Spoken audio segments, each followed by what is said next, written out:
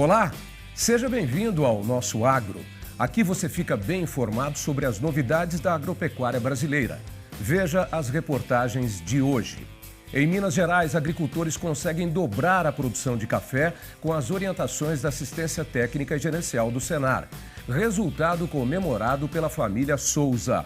Com a chegada, do técnico de campo nos orientando, a gente está chegando a esse nível, de 303, 310 sacas de café na propriedade. Programa Agrinho reúne a comunidade escolar e incentiva a leitura para os alunos, como nos conta a Yasmin, de 8 anos, que mora em Quixeré, no Ceará. Eu estou aprendendo a ajudar os meus amigos, a minha família, trabalhando em cooperação. Da cidade para o campo. Depois de trabalhar em empresas privadas, Júlio decidiu ser produtor rural em 13 Tilhas, Santa Catarina. Em torno de 10 anos atrás eu comecei a amadurecer a ideia de ir para o campo mesmo, de comprar uma propriedade. Isso e muito mais agora no Nosso Agro. Sabe aquele cafezinho que você toma em casa, no trabalho ou na hora do lazer? Tudo começa lá no campo, com o trabalho de agricultores que cuidam de cada detalhe. Por isso, vamos a Minas Gerais conhecer a história do seu Martinho, que garantiu a sucessão familiar e teve ganhos de eficiência com assistência técnica e gerencial do Senar. Na década de 1960, o seu Martinho chegou a esta propriedade para trabalhar na lavoura. Quase 30 anos depois, ele teve a oportunidade de comprar o sítio e seguir com a atividade rural com o auxílio de 2 filhos. Eu mudei para aqui em 68, E aqui eu mexia com lavoura branca. A lavoura branca, vocês sabem o que é? É milho, feijão, arroz. É o que tinha aqui. Aí no passar do tempo, apareceu esse financiamento de lavoura. Formei 3.000 covas de café aqui na época. E daí por diante fui trabalhando. Aí veio meus meninos foi apanhando tamanho e nós trabalhando junto. Com o passar do tempo, nós trabalhando aqui, comecei a minha vida no trabalho e passado em 98 a gente comprou a propriedade. E hoje aqui estamos ampliando as plantações de café. Com a continuidade do trabalho, a produção de café foi aumentando no sítio Martinho, mas ainda tinha espaço para evoluir. E foi aí que a família começou a participar das ações do Senar, com assistência técnica e gerencial. O manejo da lavoura, que vinha desde os anos 1960, foi reestruturado. A primeira coisa a se fazer é conhecer as lavouras, conhecer os gargalos que o produtor tem dentro das dificuldades dele.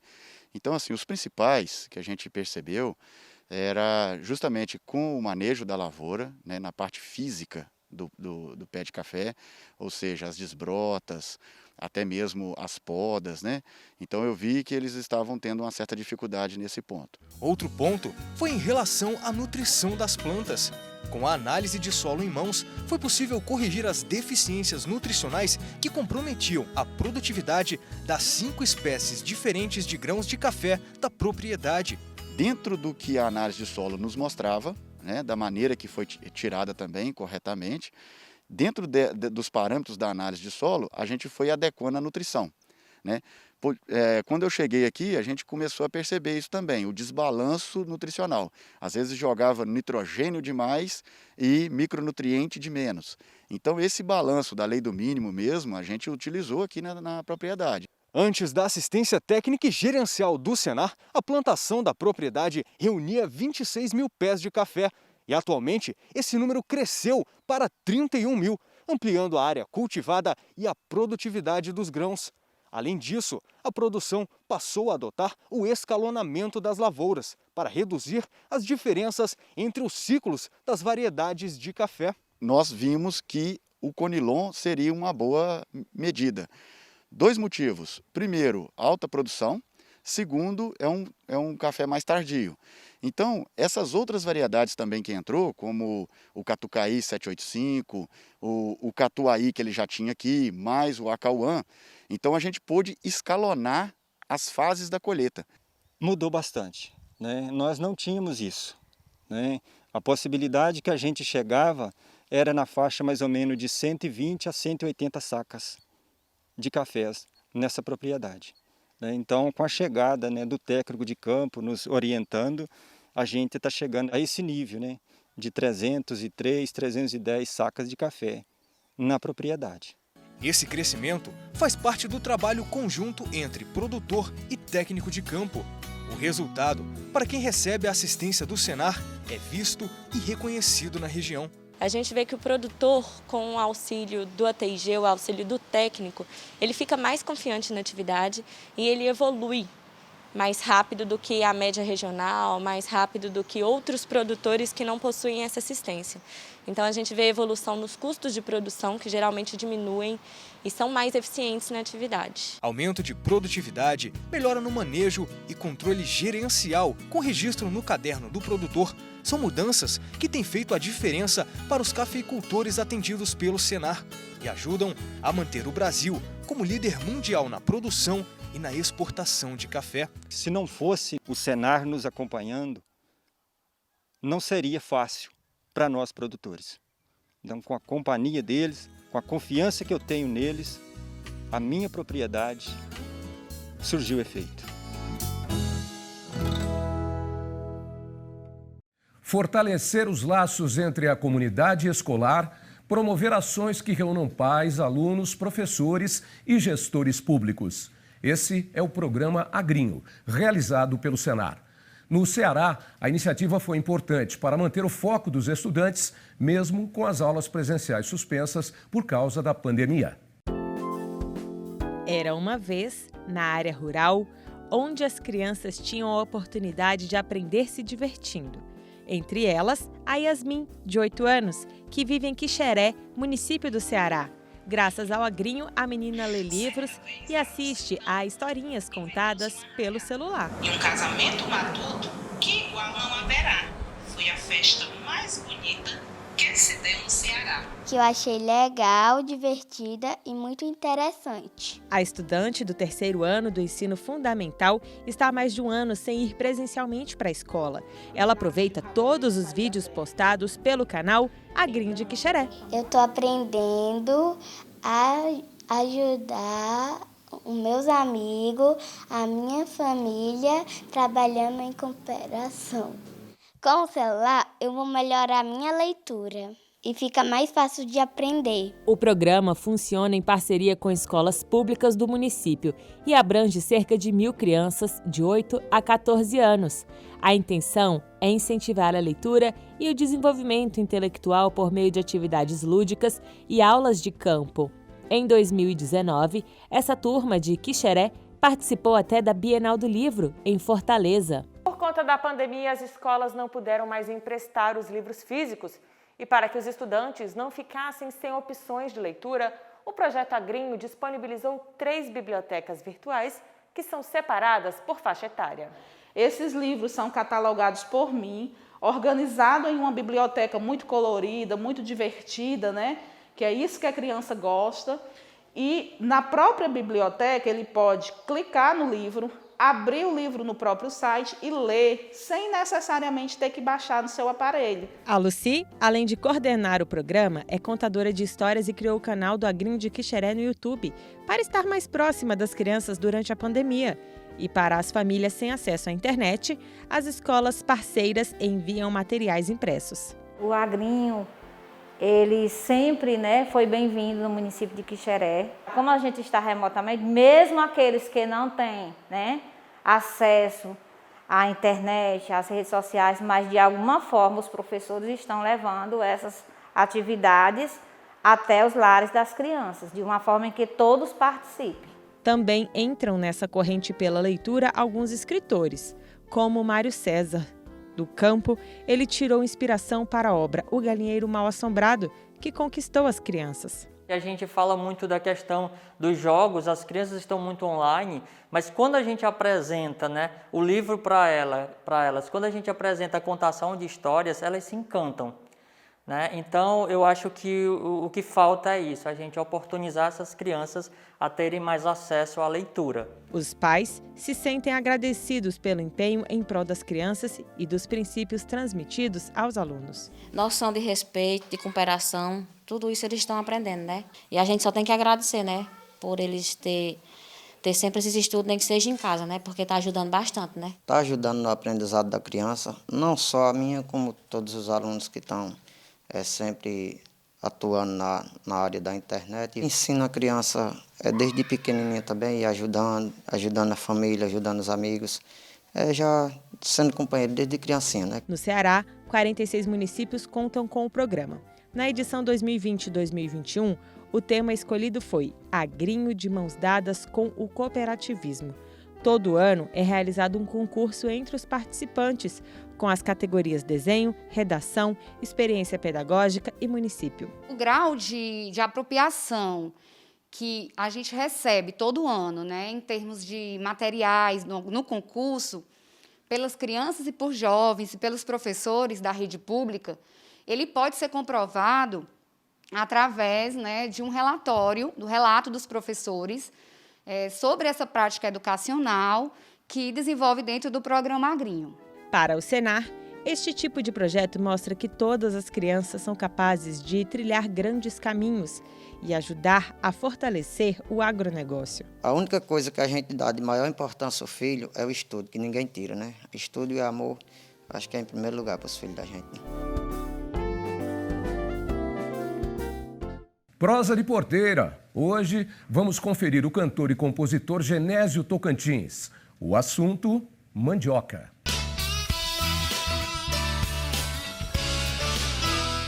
Você conhece macaxeira?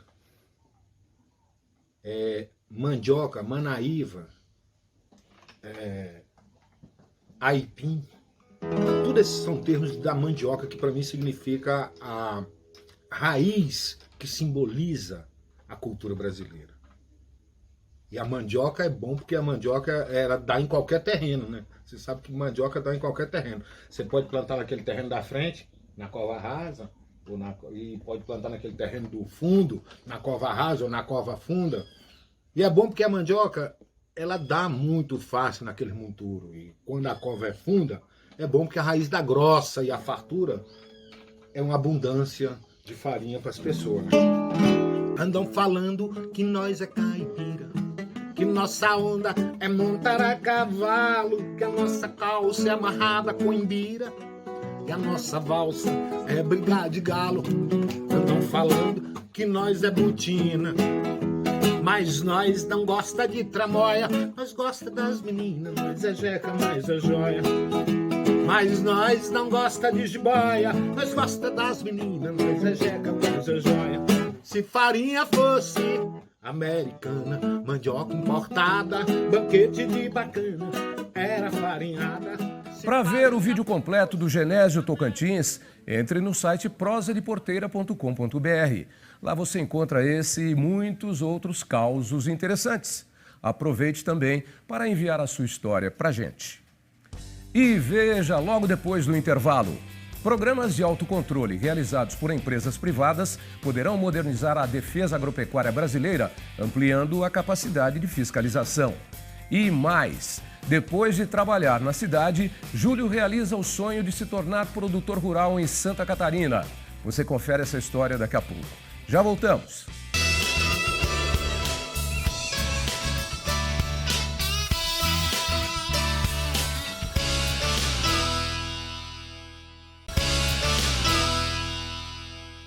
Os produtos do agro brasileiro são reconhecidos pela sua qualidade. Um dos motivos é o trabalho dos produtores rurais e da nossa defesa agropecuária, que atua do campo à indústria para garantir que o alimento chegue às nossas casas com segurança. E para modernizar e ampliar essa capacidade de fiscalização, está sendo debatido no Congresso Nacional o projeto que cria os programas de autocontrole por empresas privadas. O agronegócio continua gerando renda e empregos no campo e na cidade. E para manter este crescimento, o Ministério da Agricultura precisa ampliar a capacidade de fiscalização em todo o território nacional. Por isso, os programas de autocontrole poderão credenciar produtores, empresas rurais e agroindústrias para que eles apliquem as normas de defesa agropecuária. Seria uma espécie de autofiscalização supervisionada pelo Ministério da Agricultura. É importante diferenciar o autocontrole da autorregulação. Na autorregulação, as empresas estabelecem suas próprias normas. Já no autocontrole, elas devem cumprir as regras definidas pelos ministérios e outros órgãos do poder público. E é justamente esse o caso proposto pelo projeto de lei. O projeto é um avanço para o agro, mas precisa de regras mais claras. Por isso é importante a participação das entidades do setor nas audiências públicas. Assim, o texto vai se adequando à realidade de quem produz alimentos. Um dos pontos principais é definir para quais produtores o autocontrole será opcional ou obrigatório. Quando o projeto de lei ele desobriga o agente primário de produção a se vincular ao projeto, deixando facultativa essa opção, ele não define o que é o agente primário de produção. E aí pode surgir algumas dúvidas, principalmente nesse campo, um campo meio cinza entre o que é agroindústria e o que é produção primária. Por exemplo, a pessoa que produz queijos artesanais será obrigado a fazer os protocolos de autocontrole ou ele pode continuar produzindo como produz hoje, esperando a fiscalização do Ministério da Agricultura? Com a possibilidade da nova lei, os processos de autocontrole devem ser digitalizados, resultando em mais informações sobre a sanidade dos produtos e menos burocracia. Vai trazer mais transparência, mais agilidade, mais autonomia para o produtor, sem confundir o autocontrole com a autorregulação. Obviamente a regulação continua sendo de autoridade e responsabilidade dos órgãos competentes, do MAPA, da toda a equipe aí de defesa agropecuária, mas para nós como produtores isso é um avanço, isso é uma grande possibilidade de trazer desenvolvimento para a base produtiva, para melhorar os processos, para trazer profissionalização, para trazer desenvolvimento. Isso é uma lei que está muito bem-vinda para nós aí nesse novo momento da sociedade. Produtores, empresas e indústrias que tiverem programas de autocontrole precisarão ter registros sistematizados e auditáveis do processo produtivo, começando na obtenção e na recepção de matéria-prima até a expedição do produto final. Também deve conter a previsão de recolhimento de lotes quando identificados problemas que possam causar riscos à segurança do consumidor ou para a saúde animal e a sanidade vegetal.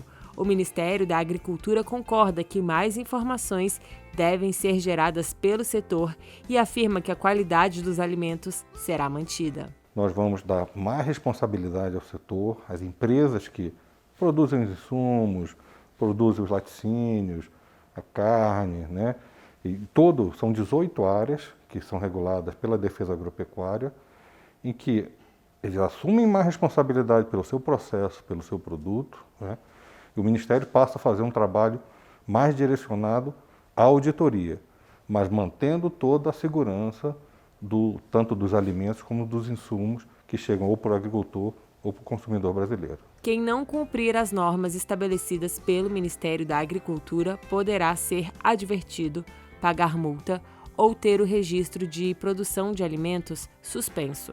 O projeto está em debate no Congresso Nacional. Precisa passar por aprovação na Câmara dos Deputados e depois no Senado Federal. E, por último, pela sanção do Presidente da República. A expectativa da CNA é que isso aconteça ainda neste ano. Política agrícola e projeto Campo Futuro. Esses são alguns dos destaques da semana que o Francisco Jordão apresenta para a gente. Tudo bem, Francisco? Olá, Otávio. Olá, você que nos acompanha aí de casa. A CNA reuniu integrantes dos Ministérios da Economia e da Agricultura para debater, entre outros temas, o crédito e o seguro rural no Plano Safra 2021-2022. Os convidados do evento virtual falaram das principais mudanças anunciadas pelo governo no Plano Agrícola e Pecuário. A Comissão Nacional de Política Agrícola também debateu o Plano Safra e as mudanças de regras para os fundos constitucionais. E a Confederação participou de debates importantes no Congresso Nacional, Em uma audiência no Senado, a Confederação apresentou os desafios e as oportunidades da irrigação para a produção de alimentos. E também esteve em um seminário sobre as mudanças do crédito rural no Brasil, promovido pela Comissão de Agricultura da Câmara dos Deputados. Vejam demais, o sistema CNA-Senar atuou para os produtores rurais. A Confederação debateu a proposta de reforma tributária e os efeitos nas cadeias produtivas em um evento promovido pelo Instituto Brasileiro de Direito do Agronegócio. O presidente da CNA, João Martins, foi um dos homenageados com a comenda e grande colar digital nacional, ministro Alisson Paulinelli, em evento realizado pela Ordem dos Advogados do Brasil de Minas Gerais. A CNA e entidades do setor canavieiro se reuniram para tratar do projeto que prevê o pagamento dos créditos de descarbonização aos produtores rurais. E o projeto Campo Futuro levantou os custos de produção em São Paulo, Mato Grosso do Sul, Paraná, Bahia. Já o Senar lançou o portfólio interativo de cursos à distância. E a Faculdade CNA e a Conab promoveram o curso Certificação em Informações Agropecuárias. Acompanhe essas e outras notícias no site CNA Brasil e nas nossas redes sociais. O casal Júlio e Elaine mora na área rural de 13 Tílias, em Santa Catarina. Eles estão satisfeitos com uma decisão tomada há 10 anos. Júlio voltou para o campo depois de trabalhar em empresas privadas. A alegria deles é estarem juntos na Estância JF, como vamos ver na reportagem.